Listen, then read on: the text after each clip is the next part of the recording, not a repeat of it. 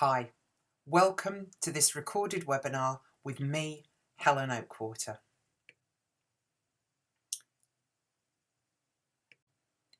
We're going to look at the process, the how and the why for adoption, consider the children who are waiting and what you can do to prepare yourself. The slides were for a live webinar that I did for Accenture in central London. However, we had a glitch with the recording, so I'm making this recording which they and everyone else can benefit from. I'd like to start thinking about what my approach is, and I approach it from three directions. Firstly, the adults, then thinking about the child or children who are involved, and in this case thinking about the process that's involved in connecting them, and then later on the relationship that will exist between the child and the adult and how that impacts parenting. Let's start by just a quick definition of terms. Fostering is a temporary arrangement where the parental responsibility remains with the local authority and/or with the birth parents. And we're not looking at fostering in any detail, but much of what we're covering would be useful if you're thinking about fostering or want to know a bit more. Adoption is a legal process where all the parental responsibility is transferred to the adopters. And let me point out now, and I will repeat myself, remember that adoption is a service for children.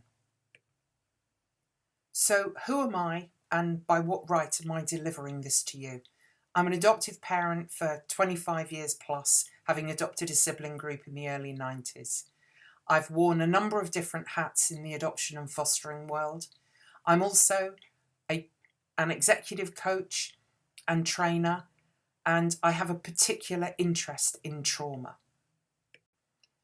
I've written a couple of books and a whole heap of articles as well. Let's think about you. Who can and can't adopt? Well, you can't adopt if you've got a criminal record for offences against children or for certain sexual offences. And if you have these, be honest with any social workers that you come into contact with. And actually, I'd recommend that for every stage of the process. Who can adopt? Anybody over the age of 21, legal resident in the UK. You can be single, you can be in a couple with any legal status. You might have birth children, you might not. You might be registered disabled, in which case you seek advice from the medical advisor. There is no age restriction, but you might want to think about what age you are likely to be when a child is 25 or 30. These kids have lost a lot in their life already. They don't want to lose a parent too early on. Your income, you can be on benefits, have a low income, or be a millionaire. Let's think about the overview of the adoption process. For you, there is a pre-stage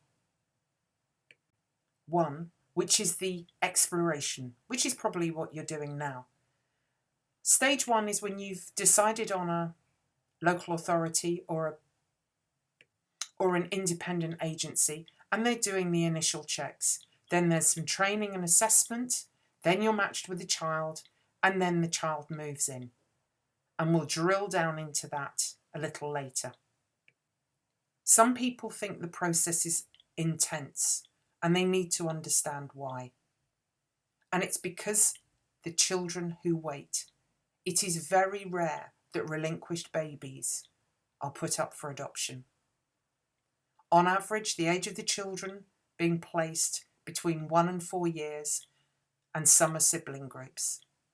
And they are children who've been removed by social services, and the courts have agreed to permanently remove parental responsibility from their birth family because of emotional abuse, physical abuse, sexual abuse, neglect. And because the birth parents are deemed incapable of parenting the child because they cannot put the child's needs first. Might be mental health issues, learning difficulties, substance misuse. Remember, adoption is a service for children. Different maltreatments will leave what I refer to as assorted shrapnel. So it might be the emotional abuse, it might be fear, it might be witnessing or experiencing domestic violence, or it might be that pervasive shame that comes with sexual abuse and the creation of our little secret. I think of these as being like emotional shrapnel, and they are stored in the body, and we know that the body keeps the score. First for Adoption is a national resource that anyone can access, and it's a useful way for us to explore what the process is and why. As you can see from the screenshot, information is freely available, and you can start thinking about this exploration. That's the first step. Reading background information, listening to experts, people who've made the journey before, people like me. Having decided on an agency, and we'll look at that in more detail a little later, they'll start some initial checks. They'll do police checks, they'll do references, background checks, which shouldn't take longer than 2 months. The next stage, which in theory is a 4-month process, you'll work with social worker, your own social worker, and attend preparation groups where you'll meet other people in the same position as you, and you'll all start looking at what your strengths are, and then eventually the report will be written and placed to an adoption panel who will decide whether or not you are to be approved. When the adoption panel has approved you, you can then start looking in conjunction with your agency, start looking for the right child for you. And when you've found that, then you are matched with a child. And obviously, this takes as long as it takes. For some people, it can be months. For others, it can be years. When the match is made, you then spend time learning more about the child, meeting the child at the foster carers, and then eventually the child moves in and starts living with you. And then, after a while, you can apply to the court to become their legal parent. And there's no rush to do that. Let's return to the children who wait. And let me introduce you to Tim and Sandy. Sandy on the left is a baby who's going to become securely attached, develop normally, who has parents who care for her and answer her needs on a very, very regular basis. And then in the centre there is Tim, who's my generic term for a traumatised infant maltreated. Tim and his clan will feature in your life. And that is the introductory cartoon in my book, So You Wanted to Adopt. Let's delve a little deeper now. For Sandy, she has a normal, secure attachment cycle.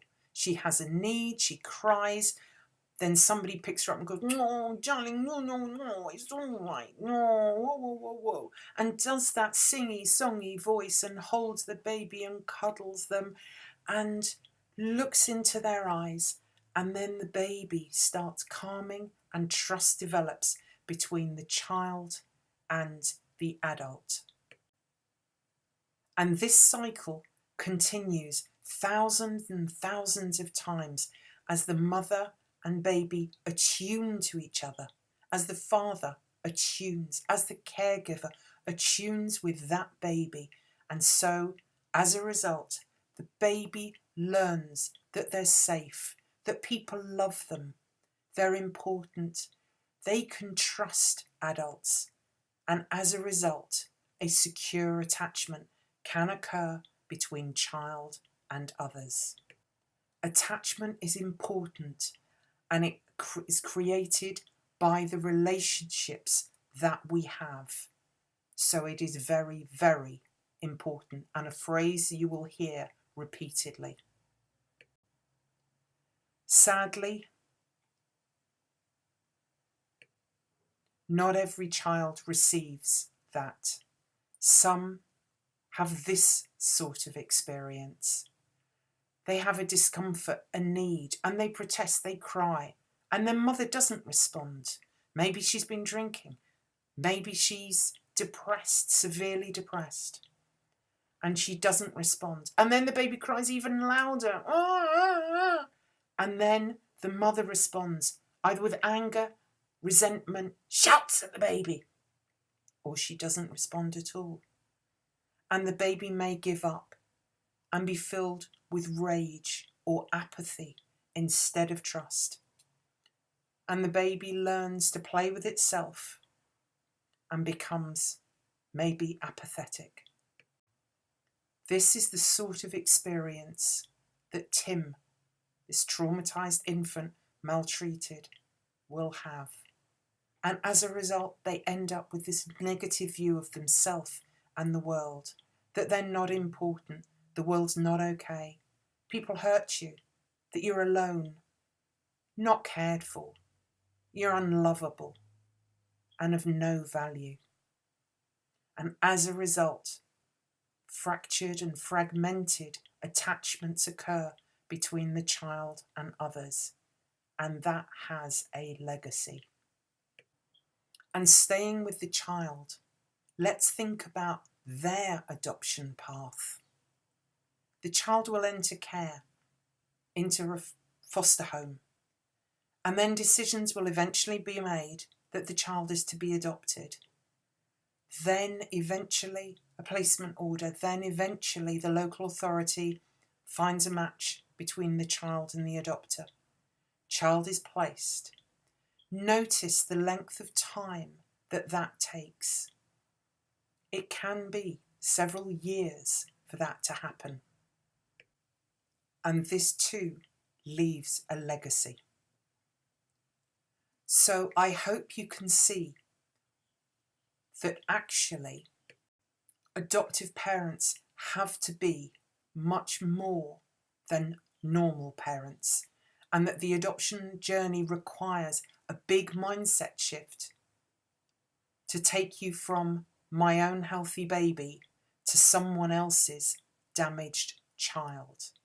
And again, remember, adoption is a service for children. That's why the checks, the registration, the training and assessment is so important. And in my view, ongoing training for the rest of your life as adoptive parents. So what does the assessment process look like?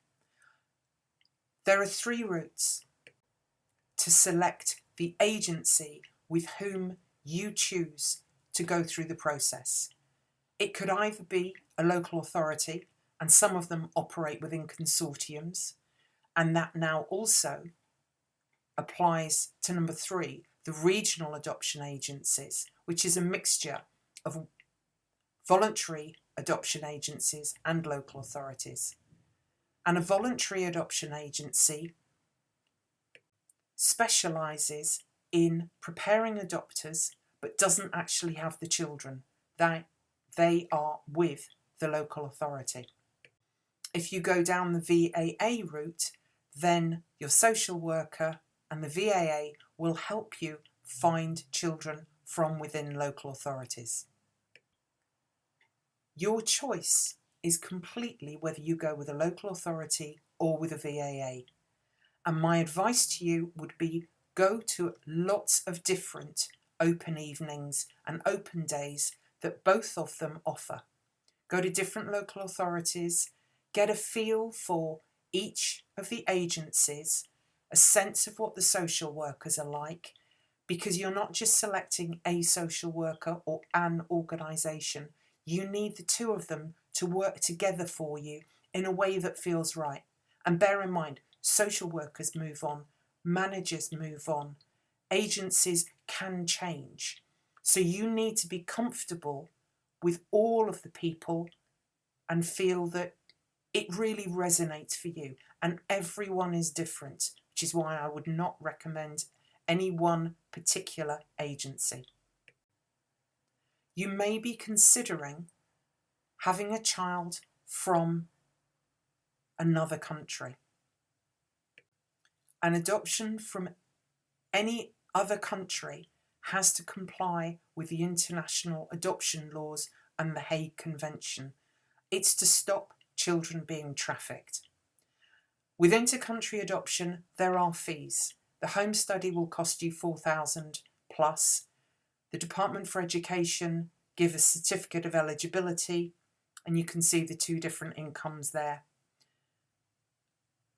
So the maximum fee is £1,775. And also there are further costs which will be determined by each individual country. If you are considering going down the international adoption route, then I recommend the IAC, the International Centre for Inter-Country Adoption. They are the experts in the field and have been around for a long time. And you'll see that the stages are very similar to domestic adoption. You have the stage 1 review, you have the stage 2 of the approval process, and then your papers are sent to the Department for Education before they are sent overseas. Once your papers have been sent overseas, then you are put on a waiting list, and that can vary. It can be several years before you hear of a child. If you are considering domestic adoption, if you live in Wales, then you need to go through the Welsh route. If you live in Northern Ireland, contact details are here. If you live in Scotland, contact details are here. If you live in England, then First for Adoption is the route for you. It also has the most information, so regardless of where you're living, I would highly recommend that you look at this in some detail. You can give your email address and you can have access freely and readily. So now let's come back to the children who wait. And let's think about Sandy, young Tim before he's placed, and then adopted Tim. Their child development will be different. For Sandy, it's kind of the norm that every child will have, and it's standard and it's sequential. And the parenting that Sandy receives is good enough, to quote the Winnicott phrase. For Tim, prior to placement, it's not normal for him. His development is distorted. There will be gaps, there will be things that he's missed, and the parenting that he received was deficient, and it will be significantly deficient. Children are not removed from their birth families without very, very good reason. Once Tim has been adopted, then the repairing and the healing has to begin. And for Tim, there will be gaps, and they'll seem to be haphazard because there may have been things that he missed when he was 6, and we have to fill those in. Think of it like building a wall. A good, robust, solid wall is what Sandy will have. Whereas for Tim, he's had a wall with gaps, with broken bricks, put together with mortar that's really not that strong. And that has a legacy. And that's why when parenting adopted Tim, it has to be therapeutic and developmental. You have to look at the child in front of you and say, I know that you are chronologically 6, but right now you are a 2-year-old and I need to treat you like that. And that's why we have to think about therapeutic reparenting for Tim. Therapeutic to melt the trauma, and reparenting, filling in the gaps. We have to remember the shrapnel that Tim has inside him. And it's more complicated than that, because metaphorically, when Tim was being hurt, he metaphorically wrapped himself in bubble wrap. This is the metaphor I've been using for many years, and saying that it distorts our view of the child and their perception of the world. And it served them when they were hurt, when lying neglected in a cot. It was metaphorically a terrific way of keeping themselves safe. And our role as therapeutic parents is to slowly and carefully help them remove the bubble wrap. And because of the trust issues, it's not easy. And that's why we as adopters need extra support in parenting our children. And during preparation training, you will learn some of that. And it will be your role as a therapeutic parent to continue learning, to continue exploring and finding answers to help your child heal. First for Adoption is certainly a place that you can go and look, and there are a variety of other places. And this is also where the contacts that you will have made from other adopters become invaluable. That support from fellow adopters, worth its weight in gold.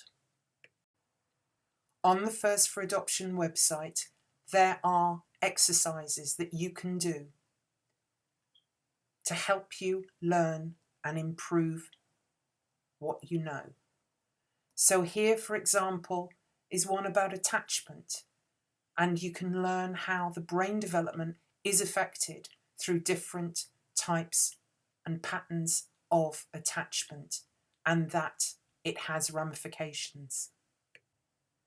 One of the things that's happened that recognises the needs of the child is the Adoption Support Fund, which provides funds to local authorities and regional agencies to pay for therapeutic services. There is a cap.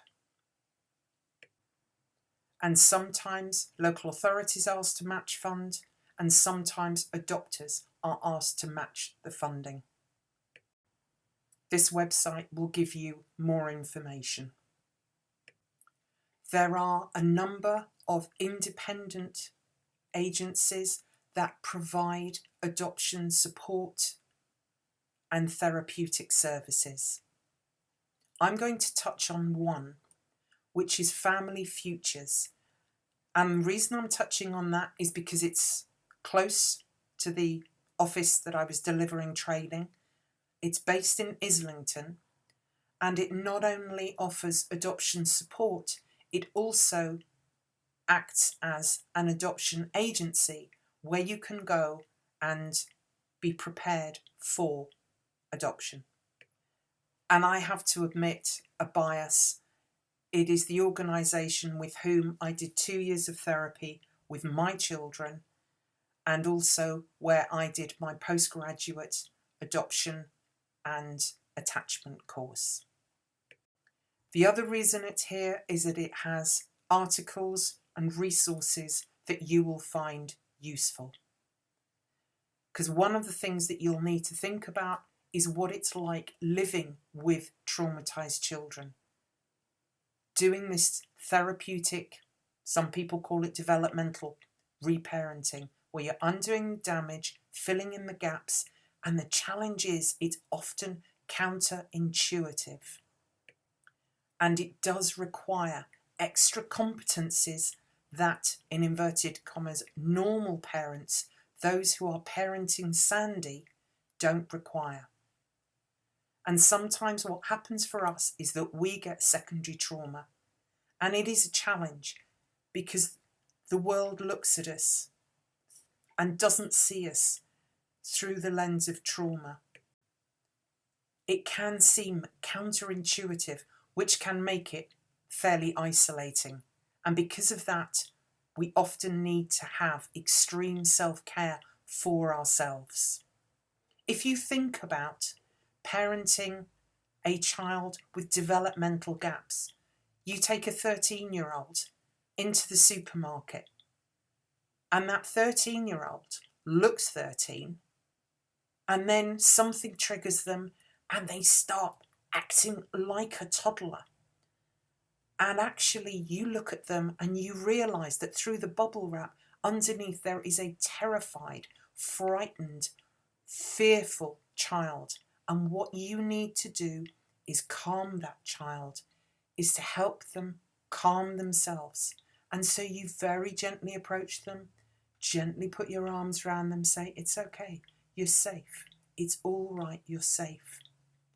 You may be being watched by other people who are looking at a 13-year-old who is, to put it technically, off on one, who might be shouting, might be swearing, and they're going to look at you. And as you put your arms around them and have a calm voice, they're going to look at you and think, what on earth? Well, no wonder that child behaves that way with a parent like that, because they are not looking through the lens of trauma. That's why it's often counterintuitive. That's why it can be very isolating. There is a way to avoid that isolation, and that is hang out with other adopters.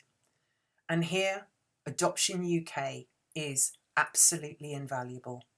It is the national charity that supports families before, during and after adoption.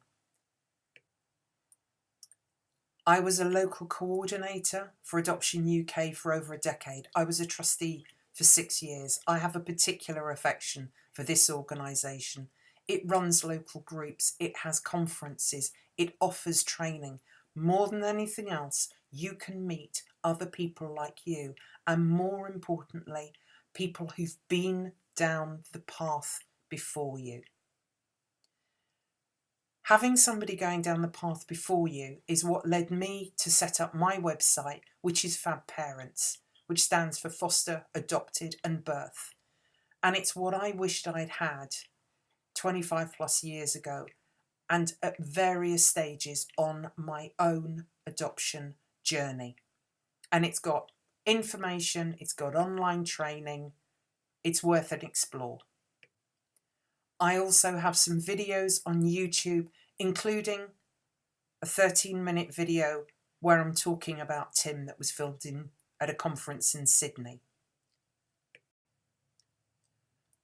And there are all sorts of resources that are available to you. There are various Facebook groups. Twitter is really useful from the perspective that people can put things anonymously and maintain anonymity. Similarly with blogs, it's one of the things that's helped us raise the child on parent violence into the public arena. Child on parent violence has been around adoption for longer than I have. And now, because of anonymity, people can talk about it. There are all sorts of resources on the internet, and you can search to your heart's content. But what I would say, big health warning, be discriminating. Because some people who do not look through the lens of trauma will give advice. And sometimes those people are professionals and fellow adopters. And somebody might say, oh no, you don't need to worry about that. You're doing a great job, hun. Which might make them feel better, but actually is not the level of robust support and 100% truth-telling that is needed within the adoption world. When somebody says, oh, don't worry, all children do that, my advice is smile, nod, and walk away, because that person is not looking through the lens of trauma. Connect with other adopters, formally, informally. Connect to people who are more experienced than you, who are further down that road and can give you the benefit of that 2020 vision that comes with experience. And hang out with the people who are at the same stage as you, because that way you will get support from them and you'll be able to share your experiences. Another warning: on Facebook groups and on the internet, be careful what you post. Be careful of the pictures that you put on. Certainly once you have your children, anonymity is there for a reason. Some of those reasons become apparent when you start reading. And I've put here 4 books. There are hundreds written about adoption, but these 4 are particularly good ones, and they're all easy to read. Sally Donovan's The Unofficial Guide to Adoption, that was her first book. She has more. Parenting the Child Who Hurts by Caroline Archer, which is a classic. That came out shortly after I had my children placed and has been invaluable. Sarah Nash, Therapeutic Parenting in a Nutshell. From memory, it's about 40 pages, and again, relatively easy to read. My book, Bubble Wrap Children, although on the face of it, it's talking about the impact of social networking on 21st century adoption, it actually drills down into the reasons why children and birth families are connecting via Facebook. What are the underlying issues? Trauma, identity, and particularly looks at things from the birth family perspective and from the child's perspective. And it has real case scenarios for you. And it will help you understand why I am so focused on 100% truth-telling in an age-appropriate way and being robust at every stage of the process. Because remember, adoption is a service for children, and those children get older and become adults, and we need to ensure that we've put as much in place for them as possible. So I hope now you're seeing why I'm saying you have to move from I want my own healthy baby to I will take on somebody else's hurt child. And in this cartoon, it's like the stepping stones crossing a river. You have to move from I'll take on a baby to I will take on a child. I will accept that that child has been hurt. I accept that I will be sharing that child in one form or another with their birth family for the rest of our lives. Even if there is only minimal letterbox minimal letterbox contact with birth family, the birth family will be significant to that child forever. They're part of them. It makes sense. And knowing that you are sharing your child with the first family, even if they never see them, even if they are dead, it is important. And when you've got to that point, then I think you're ready for matching, because you've accepted that you'll take on somebody else's hurt child and you will be a therapeutic parent to a child who has experienced trauma.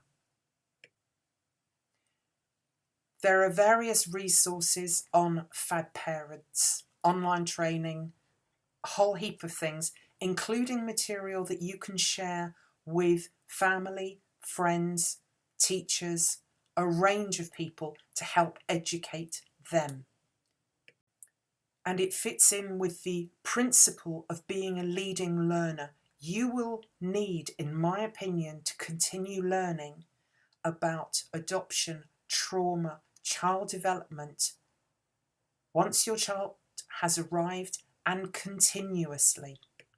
Understanding how the brain develops, understanding the special needs when children approach teens, during the adolescent years, when some of the prefrontal cortex goes offline and they're not able to think rationally. That is useful to know when you are parenting.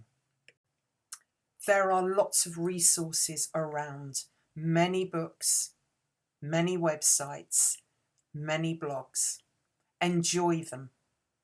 Balance out having a life with learning. Here are some links